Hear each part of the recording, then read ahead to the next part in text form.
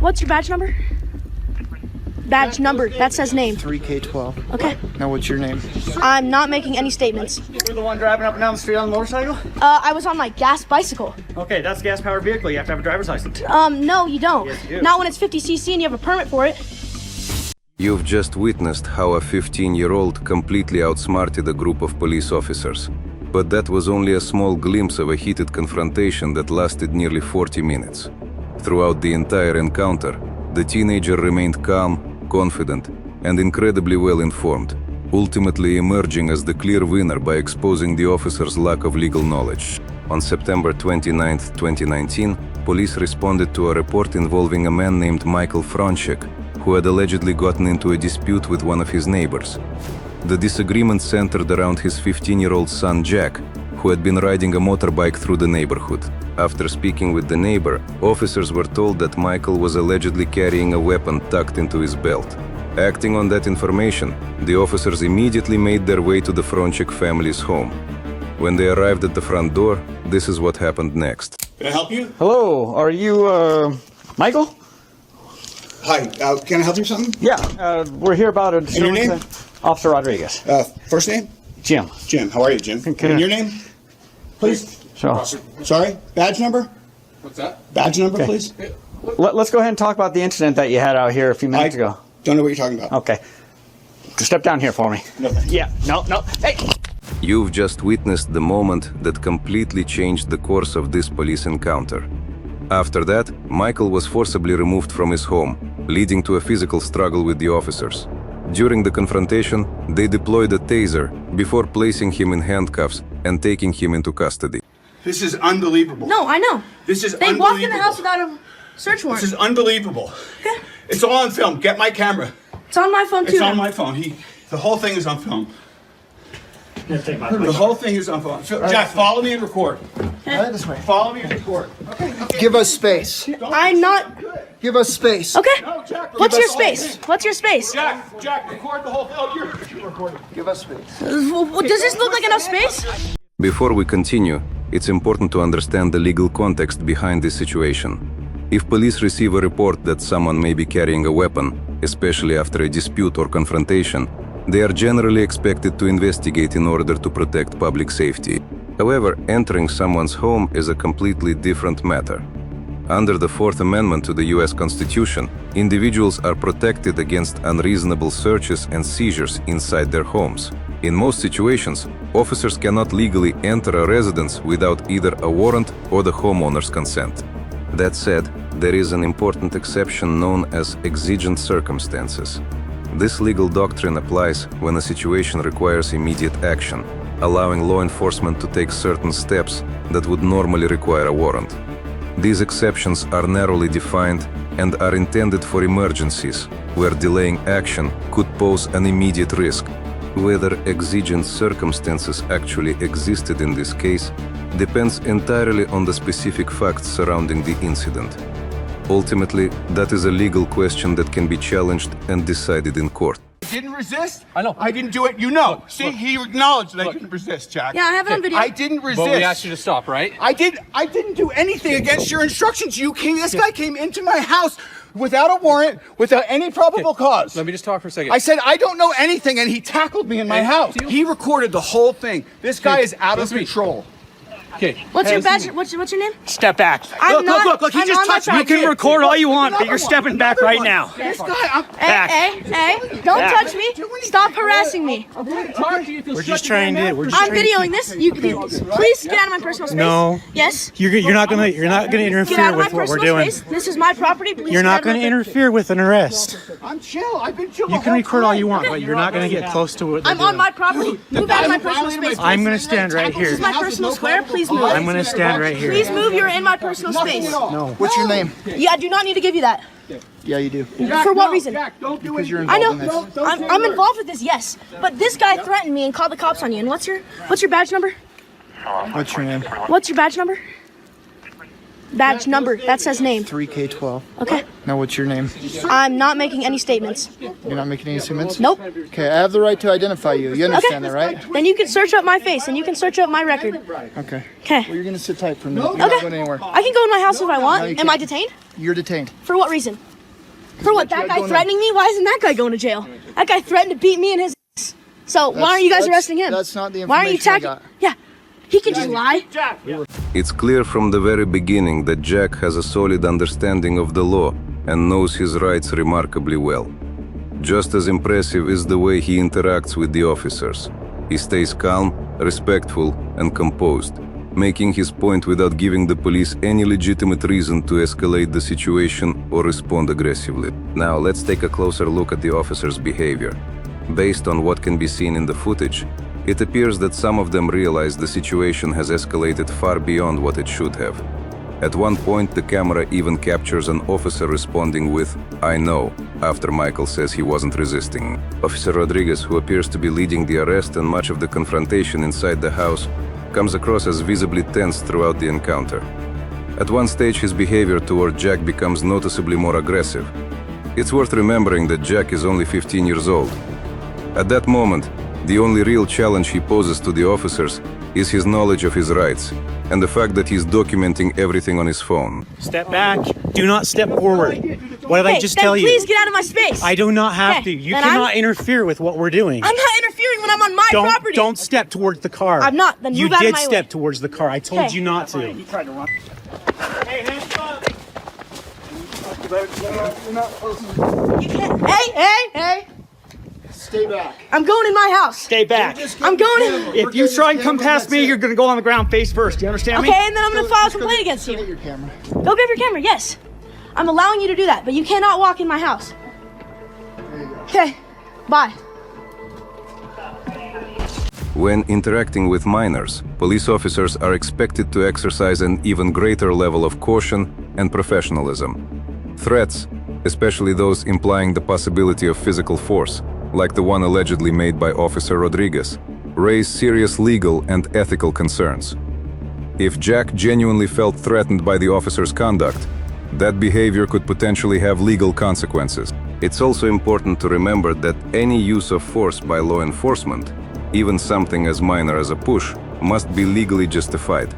Officers cannot use force simply because someone is recording them, or because they find the recording frustrating or inconvenient. In the United States, citizens generally have a First Amendment right to record police officers performing their official duties in public, as long as they do not interfere with the officer's work or create a safety risk for anyone involved. With that in mind, the officers finally turn their attention to Jack and begin questioning him about the misunderstanding and the alleged motorbike incident that ultimately sparked the entire confrontation. I have 3 cops on me and I'm 15 years old. Because you guys intruded my house. So you were the one driving up and down the street on the motorcycle? I was on my gas bicycle. Okay, that's a gas-powered vehicle. You have to have a driver's license. No, you don't. Yes, you do. Not when it's 50cc and you have a permit for it. But we tried to come here to ask a question and figure out what's going on because what we got told is a gun was involved in this incident. So we're going to take this a little No more gun, serious. no gun was involved, not Okay. at all. I don't know why you have to. We don't know that when we We don't know that. That's I know. That's what I'm saying. I So understand we're that. gonna come, Yes, I okay? totally understand that, Okay? but you can't just tackle him. But when he's told to stop, he has to stop. That's a lawful command by an officer. We can get physical. Okay? But you can't just come in the house without a. We have to can. control this situation. Do you have a Yes, we search can. warrant? We don't need a We don't search. need Yes, one. you do to You to might come want to in go to someone's house. school and learn the law. I before already you know wanna the try law. No, you don't. Okay. Okay. We're not going to No, argue. you don't. Okay, please don't talk to me. Okay. So get out of my way. Okay, This is my case. it's your So I'll case. talk to you as much as I want. Okay, to well I'm talk not to gonna respond to you. You don't have to respond Okay. to me, but I can talk to you. Have a good day. Okay. Here, Jack explains how the entire dispute between his father and the neighbor began. According to Jack, he had simply been riding his motorbike around the neighborhood, which apparently annoyed the neighbor. The situation escalated when the neighbor allegedly began threatening him, prompting Jack's father to step in. Michael told the neighbor not to get in his son's face and warned that he would defend himself if the confrontation continued. According to Jack's account, that's essentially what happened. Despite the report that led officers to the scene, he maintains that no weapon was ever involved. We walked back inside, and yeah. And now you guys are here, coming in the house, and I don't know why he's detained. I don't know why he's getting arrested. Well, I'm not going to get into that and talk to you about that. Well, you can because he's my dad and it was on my property. But Okay, well, it's not your property, it's your dad's, but we're not going to get into that, okay? actually, That's technically it is because I'm underneath his guardian. So Okay, but we're not going to get into that, okay? Okay. I'm just trying to find out where, what we're trying to get situated Okay. is what took place between you guys being okay, and I'm filing a Okay, what's called on him because he Okay. touched me when I did nothing. Okay, do I mean, you want to have a where's actual your dad conversation? Where's he going? To Summit County Jail. Okay, Okay? Yeah. I'm more than willing to talk to you, but I'm not going to play the stupid games. Okay? you kind of are. Cause Okay, we're done. Okay. Okay? Can I have the case number right now? Huh? Can I have where? We can give it to your dad. No, right now. I need to hear. Okay, Tell you what, you can go in the house, you can do whatever, but we're done with you guys. Okay. You guys aren't being cooperative. We'll leave it at that. In contrast, Officer Rodriguez appears increasingly frustrated by the fact that Jack is both well-spoken and highly knowledgeable about his rights. As mentioned earlier, there was no weapon involved in this incident, and there wasn't even a physical altercation before police arrived. Yet Michael was treated as though he posed an immediate and serious threat. What's remarkable is how effectively Jack manages to challenge the officers simply by staying calm and asking informed questions. If you pay close attention to their body language and reactions, it's clear that his confidence, legal knowledge, and communication skills place several of the officers in an uncomfortable position. Next, Jack begins questioning the officers about the alleged weapon that triggered the entire police response.